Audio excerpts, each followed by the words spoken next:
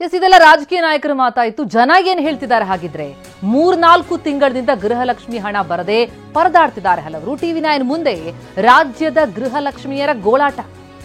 ಗೃಹಲಕ್ಷ್ಮಿ ಹಣ ಬರುತ್ತೆ ಅಂತ ನಂಬಿಕೊಂಡಿದ್ವಿ.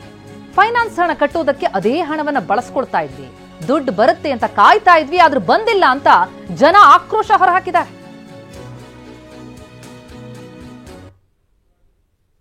ಗೃಹಲಕ್ಷ್ಮಿ ಯೋಜನೆಯ ಹಣ 5 ತಿಂಗಳಿಂದ ಬರ್ತಾ ಇಲ್ಲ. ಇದೇನಂತ ಹೇಳಿದ್ರೆ ಮಹಿಳೆಯರಿಗೆಲ್ಲ ಆಸೆ ತೋರಿಸಿ 2,000 ಹಾಕ್ತೀವಿ ನಾವು 5 ವರ್ಷ ನಿರಂತರ ಅಂತ ಹೇಳಿದ್ದಾರೆ. ಇವಾಗ 5 ತಿಂಗಳಿಂದ ಬಹಳ ಹಣವನ್ನು ಖಾತೆಗೆ ಹಾಕ್ತಾ ಇಲ್ಲ. ಇದರಿಂದ ಪಿಂಚಣಿ ಕೂಡ ಕೆಲವು ಮಹಿಳೆಯರಿಗೆ ಬರ್ತಾ ಇಲ್ಲ. ಇದು ಏನಾಗಿದೆ ಅಂದ್ರೆ ಬೆಲ್ಲದ ರುಚಿ ತೋರಿಸಿ ಮಹಿಳೆಯರಿಗೆ ಆಸೆ ಹುಟ್ಟಿಸಿದ ಮೇಲೆ ಅದಕ್ಕೇನೋ ಒಂದು ಕಮಿಟ್ಮೆಂಟ್ ಆಗಿರ್ತಾರೆ. 2,000 ಬರ್ತದಲ್ಲ, ಏನಾದ್ರೂ ಒಂದು ಮಾಡ್ಕೊಳ್ಳೋಣ ಅಂತ. ಅಂದ್ರೆ ಅದರಿಂದ ಉಪಯೋಗ ಅಂತ ಅಲ್ಲ. ಇವಾಗ ಒಂದು ಕಡೆಯಿಂದ ಕೊಡ್ತಾ ಇದ್ದಾರೆ, ಇನ್ನೊಂದು ಕಡೆಯಿಂದ ಇಸ್ಕೋತಿದ್ದಾರೆ. ಈಗ ನಮ್ಮ ಯಜಮಾನರುಗಳು ದುಡಿಯುವಂತಹ ಎಲ್ಲ ರೀತಿಯ ವ್ಯವಸ್ಥೆಗಳಿಗೆ ಕೂಡ ಹೆಚ್ಚುವರಿ ರೇಟ್ ಆಗಿದೆ. ಆದ್ರೆ ಈಗ ಮಹಿಳೆಯರಿಗೆ ತನಗೇ ಒಂದು ಅಕೌಂಟಿಗೆ ದುಡ್ಡು ಬರುವಾಗ ಖುಷಿ ಇರುತ್ತಲ್ವಾ, ಆ ಖುಷಿಯನ್ನ ಕಸಿದುಕೊಂಡಿದ್ದಾರೆ ಅಂತ ಹೇಳಲಿಕ್ಕೆ ಇಷ್ಟಪಡ್ತೀನಿ. 5-6 ತಿಂಗಳಾಯ್ತು ಸರ್, ಸರಿ ಬರ್ತಿಲ್ಲ. 1 ತಿಂಗಳು ಬಂದ್ರೆ 1 ತಿಂಗಳು ಬರ್ತಿಲ್ಲ. ಅದೇ ಫೈನಾನ್ಸ್ ತಗೊಂಡಿದ್ವಲ್ಲ, ಕಟ್ಟಕ ಅದಕ್ಕೆ ಇದಕ್ಕೆ ಮಾಡ್ಕೊಂತಿದ್ವಿ ಸರ್. ಕೊಡಬೇಕು ಒಂದು, ಇಲ್ಲ ಎಲ್ಲ ರೇಟ್ ಕಡಿಮೆ ಮಾಡಬೇಕು ಒಂದು.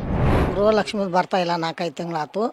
ಈಗೆಲ್ಲ ರೇಟ್ ಆಗಿದೆ, ನಮಗೆ ತ್ರಾಸ ಆಗಿಬಿಟ್ಟಿದೆ. ಈಗ ಮಕ್ಕಳೆಲ್ಲ ಸ್ಕೂಲ್ಗೆ ಹೋಗೋದಕ್ಕೂ ತ್ರಾಸು.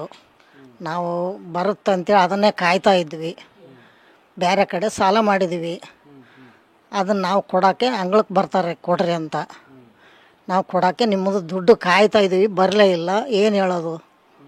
ನಾವು ಅಕ್ಕಿ ಬೇಳೆ ತಂದ್ಕೊಂತಿದ್ವಿ, ಬೇರೆ ಮೆಣಸಿನ್ಕಾಯಿ ಉಪ್ಪು ಅದೆಲ್ಲ ಅದರ್ಲಿಂದನೇ ನಮ್ಮ ಮನೆಗೆ ದುಡಿಯೋಕೆ ಹೋಗೋರು ಯಾರು ಇಲ್ಲ. ಒಬ್ಬನೇ ಮಗ ದುಡಿಯೋದು.